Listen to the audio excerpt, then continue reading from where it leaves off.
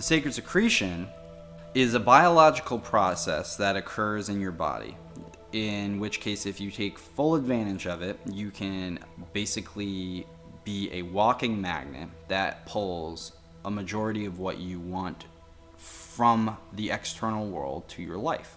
Now, what do we mean by that? Basically, it works like this. In your brain, it's believed to be from the claustrum, or could be the claustrum, or it could also be from your cerebellum. But at any rate, your brain secretes a substance, which we're going to call the sacred secretion.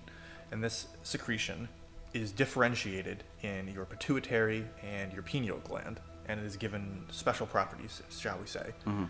Metaphysically, you could say it gets they get electric and magnetic, male and female attributes, archetypal energies.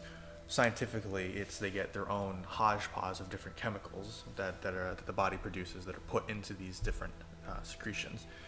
And these secretions go down. They meet in what's it's believed to be, they could go down to your coccyx, your sacral pump, in which it's essentially supercharged, and then it begins its ascent back up. It could go to your solar plexus. It's unclear, but at any rate, it goes down your body. It begins its journey back up, and it picks up what Carrie refers to as the seed or the germ.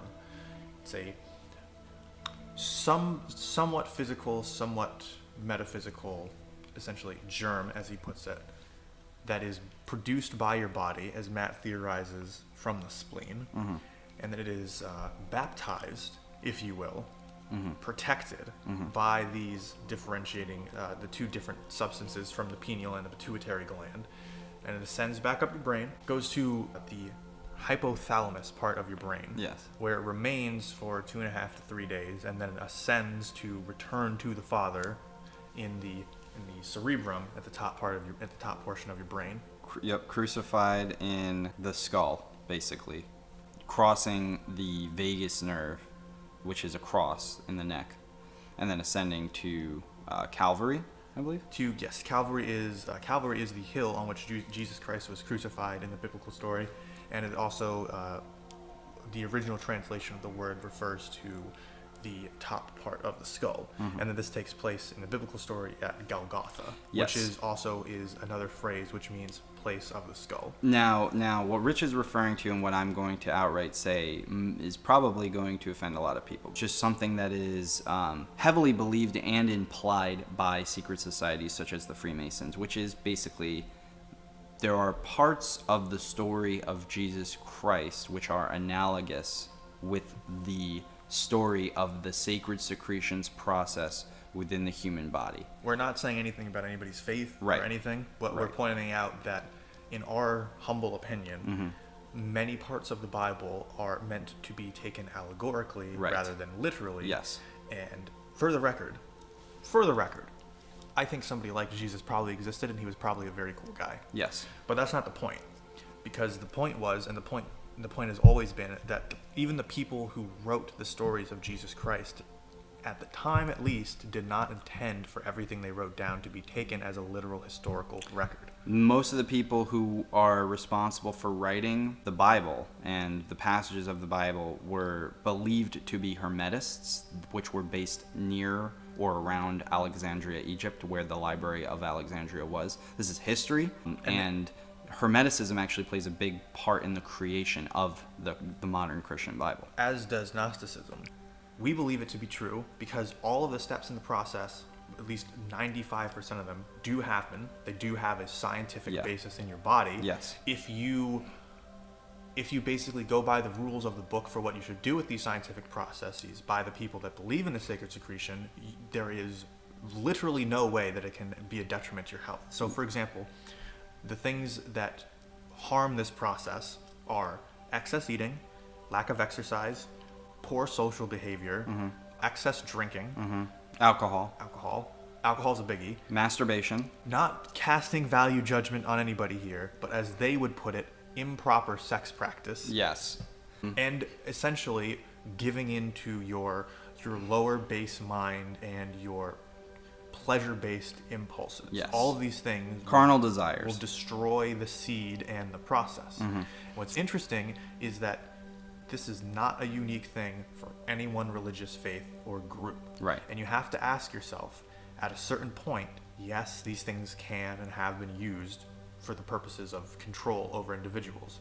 However, then you have to ask yourself the question, if that is just the case and it's purely that, then why have some of the best, brightest, and universally acclaimed individuals in history lived by these same principles, and it seemed to be very beneficial for them? The solar plexus area of the body, the solar plexus chakra, is said to be where the germ, the Christ seed, is created. The Naja seed, or the Krishna seed. If you will. Now, this is the reason why I theorize it's the spleen, for a number of reasons. One is the anatomy. Another is Manly P. Hall and Thomas Burgoyne both state that the spleen is required in the process of basically keeping the vibrational frequency within the body consistent. And the reason for that is because of the anatomy of the spleen. Furthermore, we know that the spleen, its function is to basically be one of the main headquarters of the lymphatic system, or what most people know as the immune system of the body. So the spleen actually generates, the spleen is the main organ, if you don't look at bones, because it's not an organ. The spleen is the main organ that generates plasma and white blood-based cells within the body. Plasma, if you want to take the ancient secret society interpretation of fire, earth, water, and air, and then just translate it to what the modern scientific community rebrands it, as they always do, with solids, liquids, and gases. There's a fourth concept which is known as plasma or energy in the science community, and that is basically akin to the fire aspect of the original ancient antiquity secret societies. These things all correspond with the spleen, because the spleen is seated right between the heart and the stomach. So if you overeat, it puts pressure on the spleen, which makes it harder for the spleen to do its function, which is why people who are gluttonous and why people who are generally obese also suffer from the highest from illnesses. So overeating is linked to illnesses, I believe, because overeating is linked to putting pressure on the spleen, which makes it harder for it to do its job. The spleen also has a lot of different plasma cells that it creates, some of which it needs cells from the thymus gland and other parts of the body in order to accomplish its goals. But one of the things I find very interesting about the spleen is a concept called affinity maturation, where basically white blood cells and plasma cells are able to manipulate and change DNA within the body, which I think is very interesting, because I think that plays a big role in the generation of the Christ seed. Also, the anatomy of the spleen. The anatomy, real quick, is 75% red pulp, which is red blood cells mainly. And then there's a white pulp. And this white pulp is made almost entirely of white cells. And the way that it looks, it has little follicles, which kind of look like, if you look at the white pulp, it looks like a tree. It looks like branches with little follicles of a tree on the white pulp, and it is within these follicles, it is within these little fruits off of the little tree-like anatomy of the spleen that create these special plasma cells which go throughout our body and heal ourselves, such as white blood cells. So the spleen plays a major role. And also, if you look up scientifically, people who have removed or partially removed spleens have much, much, much higher chances of getting sick. They have a much more weakened immune system. This is science. We're talking about science here.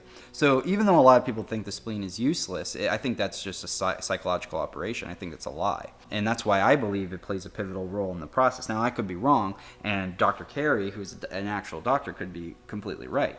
But we both could be right. Or we both could be right. Or we all could be wrong. Or we all could be wrong. But that's kind of the conversation we want to bring up, because there's so many things that point to the government trying to dig research into this biological process and the harnessing of this energy within the human body, and yet they won't openly talk about it. I mean, just the fact that the symbol for this process is the caduceus, which is the staff which with the two snakes winding around it and the enlightened wings at the top. The medical industry uses this symbol all the time. And you can bet your butt that is the Kundalini. Yeah. You're going to sit there and you're going to try to tell me that staff, the two snakes wrapping around it, which, by the way, DNA, hello. Yeah. If you're going to tell me that with the wings at the top, and the wings always symbolize enlightenment, being above, and that's where and it's at the top, right where the head is. If you're going to tell me that all of that does not resemble at all the Kundalini, the two snakes wrapping around the central channel, the Sushumna, the spine, in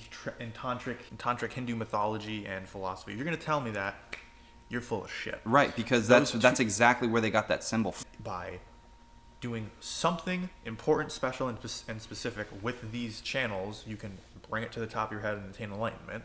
If all different cultures around the world have something like that, you cannot ignore that, and it really makes you wonder what were they onto? Because they were obviously onto something. This is basically the practical sense of how you can utilize the sacred secretion within your body. Okay, first thing that we should start is the theory of timing. This is probably the thing that we are the least knowledgeable on, is the timing. Theoretically, this process runs in your body all the time. Now, if you talk with Dr. Carey, he says that the Christ seed, the germ that is specifically required to bring up into your brain in order to create the chemical response that would put pressure on from the interior of your brain to essentially flex your mind by pushing back the fulcrum. That's what this process does. The timing is the thing that's generally most misunderstood, at least from our perspective. Because if you ask somebody like Carey, he'll say that it happens once a month. It could happen all the time. My philosophy is, and this is the one that I'm starting to incorporate more in my life, is I want to spend more and more time focused on it rather than spending, just a couple of days a month or a week. When we made our previous videos in the past, two of which are very popular discussing the sacred secretion, we were saying about roughly once a month. Now that's just the science from people who have been within the last 100 years. When the seed is specifically born. The moon, in theory, is what begins this process. And I want to bring it back to another point that I brought up earlier, which was how the moon is linked to a woman's fertility cycle. We know that there were scientific studies in the 60s done stating that women who were not on birth control could sync up their cycle with the moon by an accuracy of 98%. They just didn't know how to measure it because, of course, this is hidden information. So if we know that the moon has an influence on humans, the theory still stands that it could also have an influence on the sacred secretion process. So, the moon goes through one of the 12 vectors of the sky that we call the zodiac, okay? The zodiac, again, 360 degrees around the Earth, 12 sectors of 30 degrees each, for a total of 360 degrees, okay? The moon takes roughly about 3 days to travel through each one. It's a cycle of about 28 days. I think it's 2.3 days per, but then you also have to remember that, the moon kind of overlaps. So roughly 3 days, okay? Every roughly 3 days, the moon's in a different sign.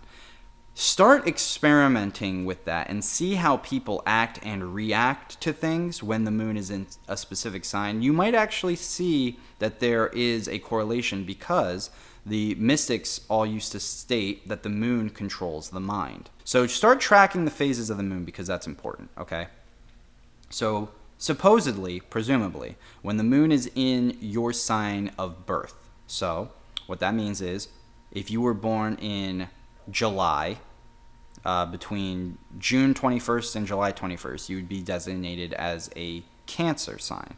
If you were born from July 21st to August 21st, you would be a Leo sign. Now that's called your sun sign. That's because it is based off of the month, roughly 30 days or so, where the sun was in front of that sign.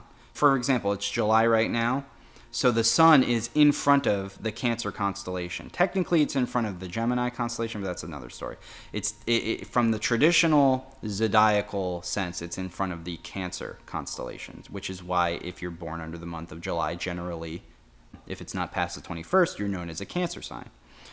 When the moon would enter Cancer, that is when, for you, this process would undergo.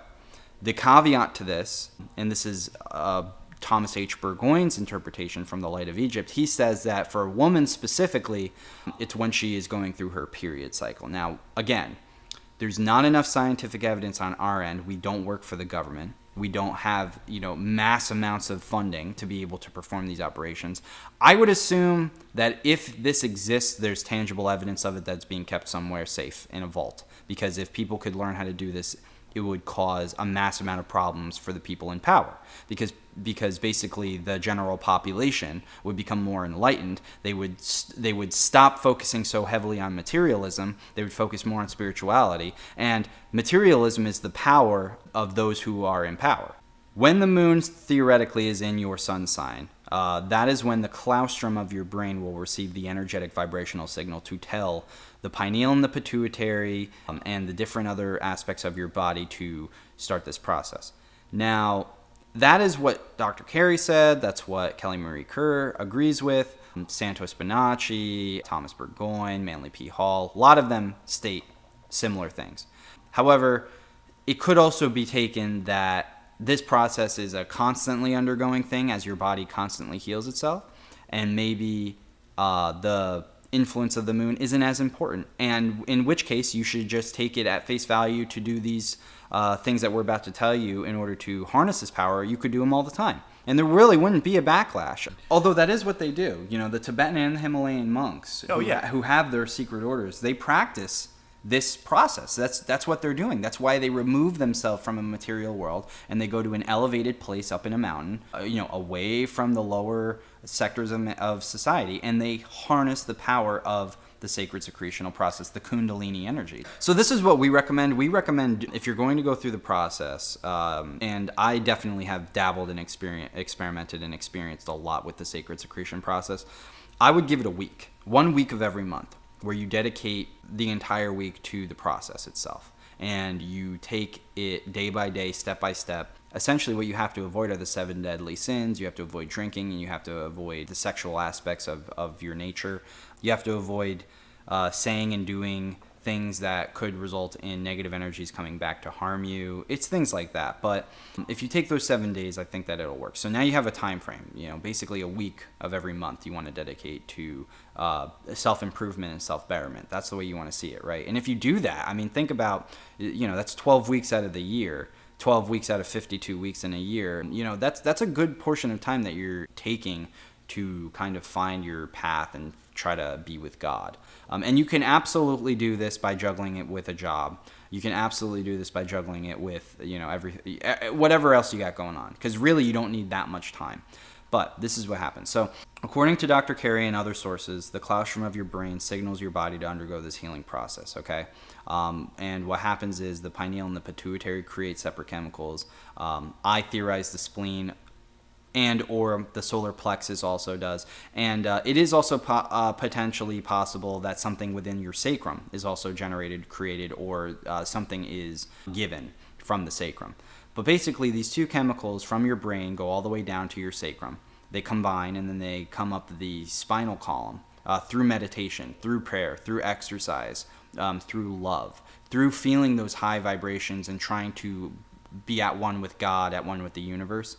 This pool of chemical combinations is brought up. It picks up that germ that is created in the solar plexus, presumably the spleen or whatever else. And then once it goes up into the brain, it sits in the thalamus, in the little cave. And for 3 days at the very least, it has to sit there. Basically, the combination it basically works like yeast.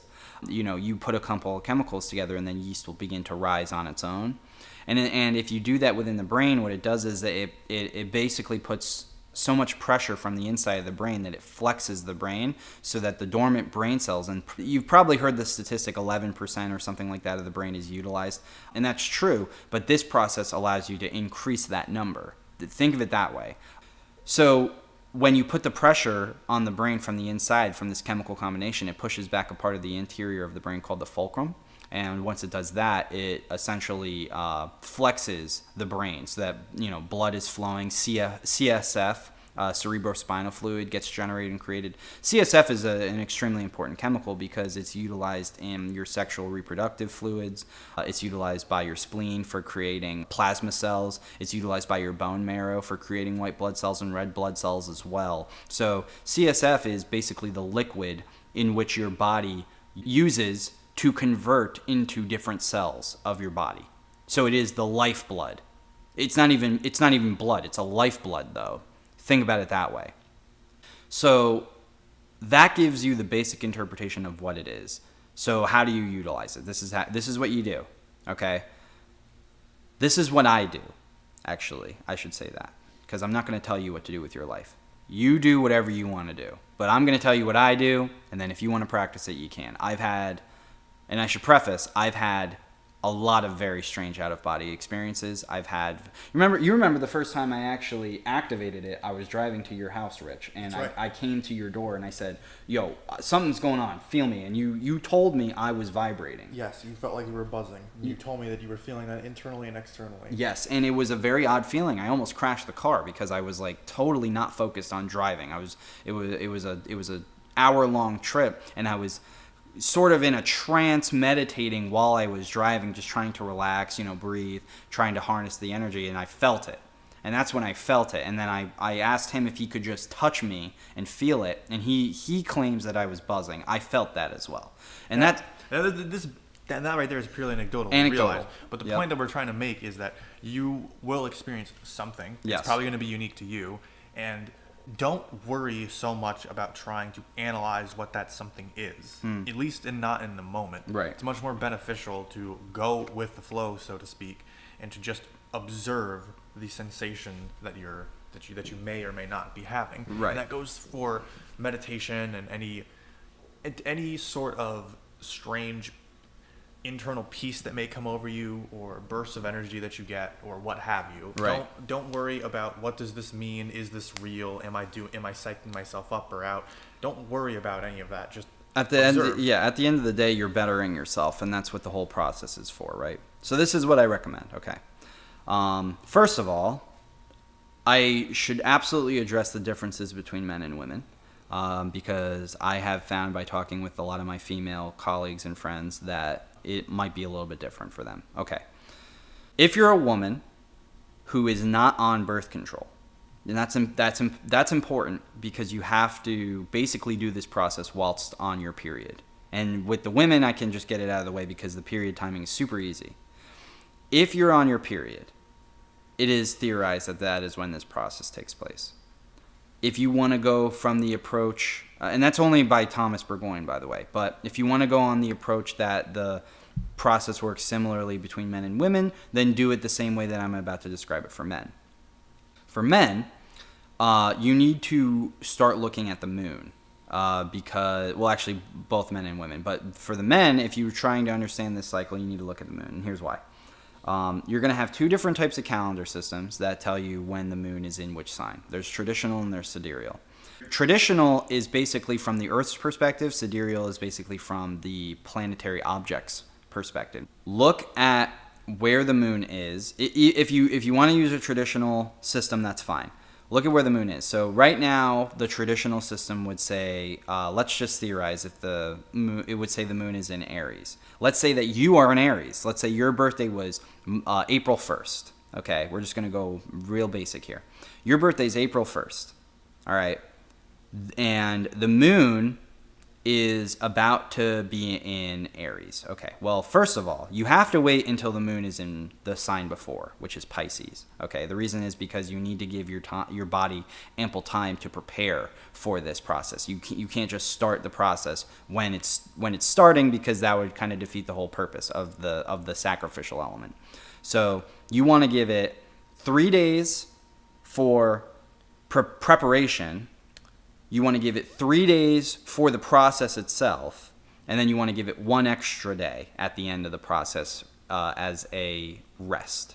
Like how God created the world in 7 days, and on the last day he rested. You take that approach, okay? The first 3 days are going to be when the moon is in the sign before your sun sign. So if you were born April 1st and you're in Aries, and the moon is in Pisces, right when the moon goes into Pisces, that's when you want to start preparing. And that's at the latest, all right? You might even want to do it a couple days before that. So then you wait those 3 days, okay, while the moon is in Pisces, because it goes Pisces and then it goes to Aries. So the 3 days is for preparation. And then the 3 days where the moon is in Aries is the days that the combination of chemicals is going to sit in your brain. And then the last day is to give yourself a buffer day, okay? 7 days. And this is what you're going to do during these 7 days. Every single day. You're going to exercise by doing cardio. All right? At least a little bit. If you're a guy and you want to do weightlifting, if you're a girl and you want to do squats or whatever, yeah, sure, go for it. But you're going to need probably at least 15, 20 minutes of exercise each one of those days. Your diet is extremely important. No sugar, no caffeine, no alcohol. You have to remain a certain level of alkalinity. And what that means is a certain pH level in your body. Because if your body is too acidic, so if you eat too much dairy, if you eat too much sugar, if you consume too much alcohol, your body will become acidic. And if it's acidic, it will become very lower in vibrations, which will affect the process of this chemical combination. Because that's basically what it is. It's the vibrational frequency that you have in your body determines whether or not this chemical composition is either going to be able to survive and doesn't dissolve, or even if you're able to bring it up in the first place. So what you eat is extremely, extremely important. You want to go for alkaline foods, blueberries, spinach, kale, salads, For those 7 days, I would eat meat maybe once or twice that week. Stay away from highly processed sugary stuff. Yeah, no sugar. Absolutely no sugar. Sugar is horrible for you. It's very bad. And the reason is because sugar assists in calcifying the pineal gland, same with caffeine, and same with alcohol, and same with tobacco. And that's aside from all the fun mainstream stuff like diabetes, heart disease, increased levels of fat. Right. Oh my God, it goes on. Right. So you already know that stuff's bad for you. So your diet is very important. Now, I'm not saying that you have to eat like raw kale for 7 days straight. I'm saying don't eat a lot of sugary stuff. Don't consume a lot of coffee. Don't eat a lot of chocolate. All right. Don't overeat either. You want to be light. You want to be light and fluffy and full of air and energy. The bad foods, and especially overeating, which Dr. Carey talks quite a bit about, is not only in extreme cases, this is actually kind of interesting, but in extreme cases of overeating and overconsumption of alcohol, you can essentially have more or less, I guess you can think of it as, this is probably very scientific, but a sort of sludge buildup in your body of just stuff that your body is taking time to fully get rid of. And this can ferment, and you can actually have small amounts of alcohol develop in your body as the result of its bodily processes. There's actually a thing that's called auto-intoxication, as Carey calls it. I think the modern day phrase that they usually use is, I think they use auto-intoxication. One of the main things is called gut brewery syndrome. Now, this isn't very common, but the point that we're making is that, one, overeating and overindulging in alcohol and food can lead to this, and it also naturally makes your body more acidic. And an acidic body is not a happy body, and it's much more difficult to cultivate this substance, this Jesus seed, if you will.